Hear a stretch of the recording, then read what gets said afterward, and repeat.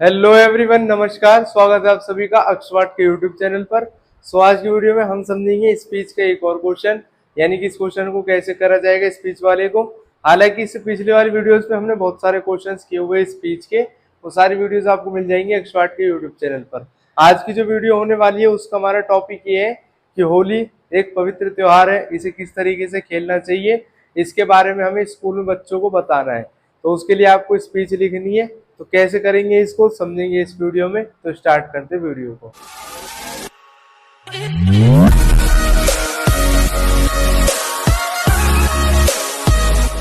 तो सबसे पहले हम क्वेश्चन देख लेंगे। हमारा क्वेश्चन है Holi is a festival of colours, यानी कि होली जो फेस्टिवल है कलर्स का, रंगों का त्योहार माना जाता है होली।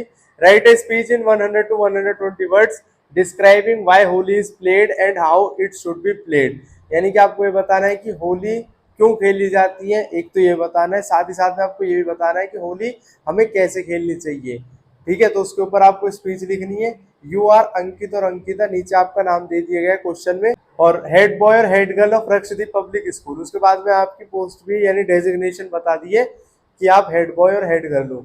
तो जब हम अपना स्पीच को स्टार्ट करते हैं तो हमें पता है कि सबसे पहले जो हमारी लाइन आएगी स्टार्टिंग की वो रहेगी good morning to one and all present here. ये लाइन आपको लिख कर आनी जब भी स्पीच लिखी जाएगी। उसके बाद में हमें लिखना है टुडे आई, और जो नाम क्वेश्चन में दे रखा है अंकित दे रखा है अंकित, अगर यहाँ पर कोई लड़की इसको लिखेगी तो अंकिता लिखेगी। तो हमें लिख देंगे today I Ankit as the head boy of our school, यानी कि मैं आपके स्कूल का हेड बॉय हूँ, तो इस हेड बॉय होने के नाते I am going to talk about the festival of colours Holi, और मैं फेस्टिवल्स ऑफ कलर जो होली है रंगों का त्योहार है उसके बारे में आपको कुछ बताना चाहता हूँ।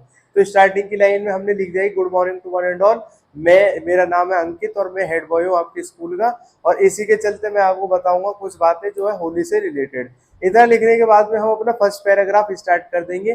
फर्स्ट पैराग्राफ में हम लिखेंगे this festival is celebrated with a lot of Joy all over India in the month of March, यानी कि जो होली का त्योहार है वो मार्च के महीने में मनाया जाता है और देश भर में सभी लोग इसको बड़े उत्साह के साथ मनाते हैं। It signifies victory of good over evil, यह बुराई पर अच्छाई की जीत को दिखाती है जो होली का त्योहार मनाया जाता है। फिर एक लाइन छोड़ के हम सेकेंड पैराग्राफ स्टार्ट कर देंगे।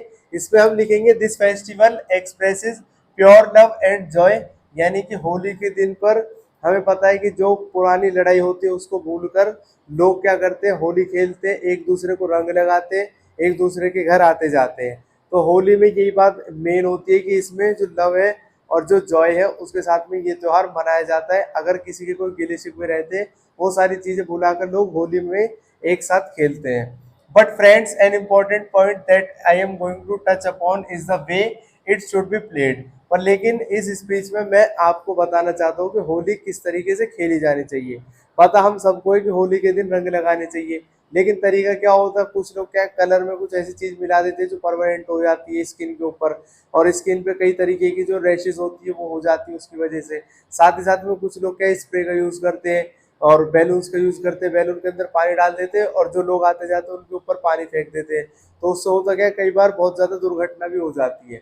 तो यही चीज के बारे में हम इसमें लिखेंगे play Holi in an eco friendly manner, यानी कि हमें इको फ्रेंडली मैनर से होली खेलनी चाहिए। जो पर्यावरण के खिलाफ वो चीजें उनका इस्तेमाल नहीं करना चाहिए। Use natural colours and play it to the fullest, natural colour यानी कि प्राकृतिक कलरों का इस्तेमाल करना चाहिए।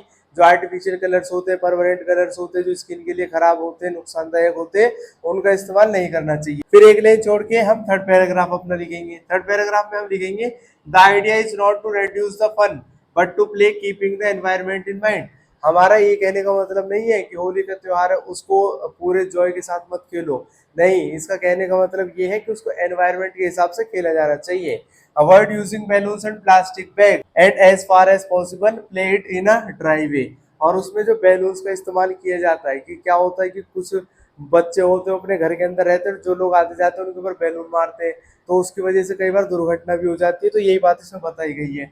साथ ही साथ में जो प्लास्टिक बैग्स का यूज होता है उसको नहीं करना चाहिए, और जितना हो सके इसको सूखी तरीके मतलब रंगों से ही खेला जाना चाहिए होली को, ये इसमें बताया गया है सूखे रंगों के साथ में।